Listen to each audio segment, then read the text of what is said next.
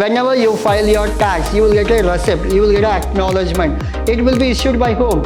Any statutory function. Statutory, it is nothing but government related. Requisition to books and accounts, etc. If they need any books or documentation, they can call you.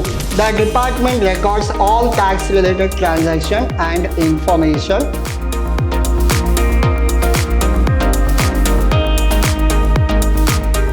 A warm welcome to one and all. This is your Adasa here, lecturing Vidyashram First College, the Temple of Excellence. Now we are discussing your topic called Income Tax 2, Unit 6 and Session 1. Now we are in the last unit, that is called all theory topic. That is nothing but your assessment procedure. In this we have two topics. One is assessment procedure and one more is income tax authorities. I have divided into two parts. First part will be income tax authority and the next session I'll go with assessment procedure. The unit name, it is nothing but assessment procedure as well as your income tax authority. Now, in today's session, it is the smallest session. We will complete what do you mean by income tax authorities, what are their powers, everything we will discuss in today's session. So, agenda is very simple. We'll go with the concept as well as meaning. And income tax authorities. Now, the government of India has recognized a number of authorities to execute the Income Tax Act. Your Income Tax Act is managed by, like, why do we require Income Tax Authority? Simple example, if you are not paid tax properly, somebody should come behind you. Yes, if you are not calculated your tax properly, somebody will be there. And what are the due dates to pay tax? Somebody has to frame the rules.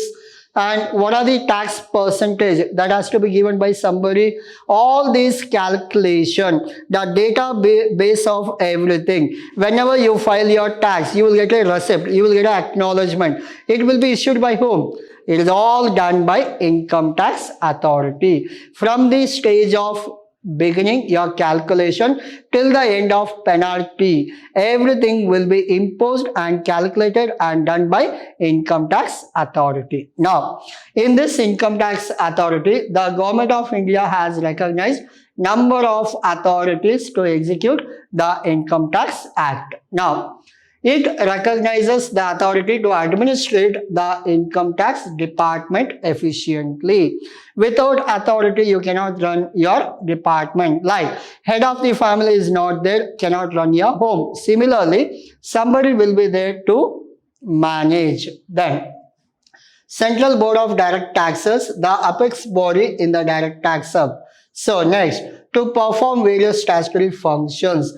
It is responsible for formulation, implementation of policy. All these things done by Income Tax Authority. Now, so Central Board of Direct Taxes, the apex body in the direct tax sub. Major thing is Central Board of Direct Tax. That is a major one, head of your income tax. Then, any statutory function. Statutory, it is nothing but government related. Then, responsibility for any new rules, regulations, any like September 30th is the last day for filing your tax for companies. Now, this will be extended by whom? Authority. If there is a valid reason, then what happens?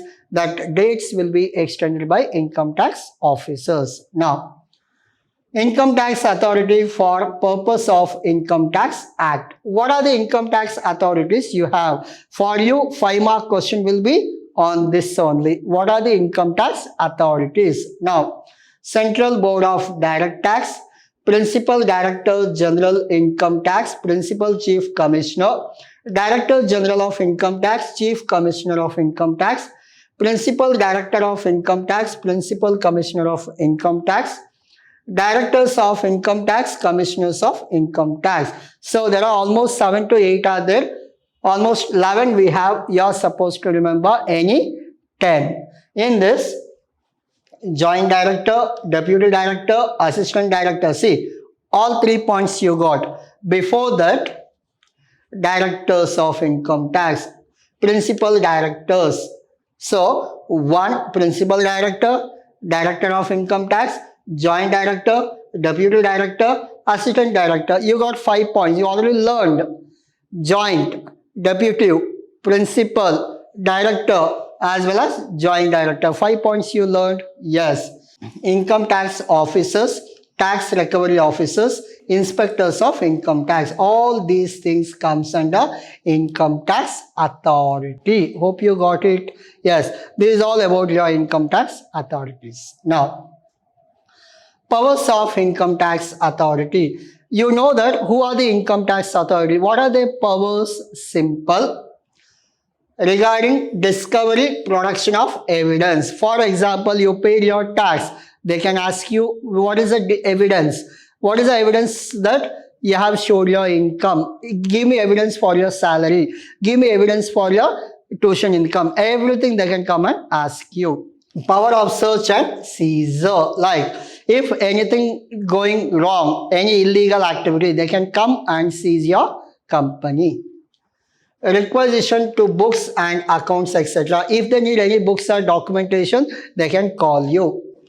Power to call for information. Any information required, they come and call you. Then, power of survey. The survey can be done with this. Collection of information. They can collect information. Power to inspect registers of company. They can inspect. Power to collect the tax from the assessee. Whatever tax we are paying, that can be collected by authority. Power to put penalty. If you are not paid on date, if you are paid less tax, then penalty will be imposed or collected by them. Power to assessment of income of assessee. Assessment will understand in the next session. Permanent account number. So up to this, we done with your topic called your income tax authority. Who are the income tax authority? Powers of income tax authority. What is the next step? We will understand what is PAN, permanent account number. So for your identity, what do we have? Aadhaar card. Why do we require this PAN? This PAN only related to financial things. Like if you want to file your tax, you need PAN number. If you want to file your income tax return, PAN number. If you want to deposit more than 50,000 in the bank, you want PAN number. PAN is required for many reasons. So that I'll explain you why the PAN is required. Now, permanent account number, abbreviated by PAN, is a unique 10 digits number. So in the PAN you have 10 digits number like alphanumeric. You will get numbers also, you will get letters also. Number issued by the income tax department to Indian taxpayers. Then the department records all tax related transaction and information of an individual against his unique permanent account number. This allows taxman to link all the tax related activity. If you have your PAN number, you can check your 10 years old data also, because everything is coded with PAN number. Like very simple, if you enter your Aadhaar number, we will get all the information. Similarly, if you enter your PAN number, we will get all your income tax filing informations. Then PAN primarily acts as a database for all individual transactions such as tax collected at source. For TCS, tax collected at source, tax deducted, TCS and TDS. For both, PAN number is required. Not only for this, even your credits, income tax payment, return on gift, investment, wealth, for all the information, you require your PAN number. Without PAN number, you cannot file your income tax return. Without PAN number, you cannot deduct your TDS. Without PAN number, you cannot give gift of more than 50,000. You have to remember why, because PAN is very essential for all these procedures as well as activities. Then, simply put, the PAN enables the tax department to identify an individual. Like if you go to any shop like Reliance or more, what they will do? They will take your mobile number. If they enter the mobile number, your all the past transactions will come. Similarly, if you go to any you're working in some company, you will be given some identity card. In the ID card, some numbers will be given. If they enter your number, all the details will be there. We can take best example of students. What happens, whatever the roll number or register number is there for student, if you're studying your BCom or BBA, all 3 years detail will be there if you enter the register number. Similarly, for income tax purpose, how much tax you paid, how much filing you have done, all the information you will get if you file your return. Then with the help of PAN number, you will get all the details of your income tax. So this is all about your permanent account number, or also we call it as PAN. Now, so next one, is PAN mandatory? Is it mandatory or optional? Now, these are the reasons are there whether it is optional or mandatory. Now, the income tax department has mandated. See, it is not optional, it is mandatory. Why? Because without PAN card, you cannot file your return. If you want loan from bank, you have to file your income tax. To file your income tax, you want your PAN number. Then, use of PAN on the return of income on all the tax related transaction. Any tax related transactions are there, PAN number is must. Second, PAN is an integral aspect when it comes to tracking the transaction and monitoring the inflow and outflow. What about your inflow? If you want to sell your property, you have to mention your PAN number. If you want to purchase property, you have to mention PAN number. So that's why this is mandatory. And the third point, the government has mandated linking of PAN with Aadhaar card. It was not there, but from 31st March 2020, they made mandatory that you have to you have to link your PAN number with Aadhaar card.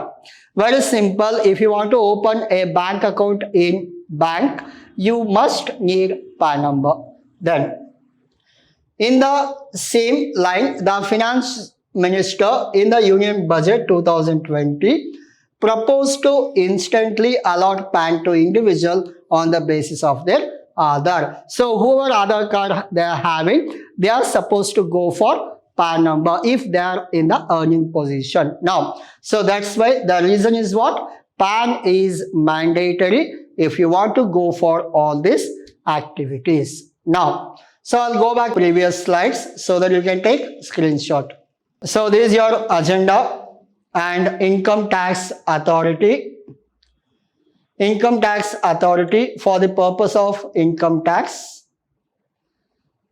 So again the income tax authority, the continuation. These are the powers of income tax authority. What is PAN? Permanent account number. Is it mandatory? So for that we have explanation. So this is all about your today's session. We left out with one topic that is called assessment procedure. In the next session, we'll wind up with the topic called assessment procedure. Thank you.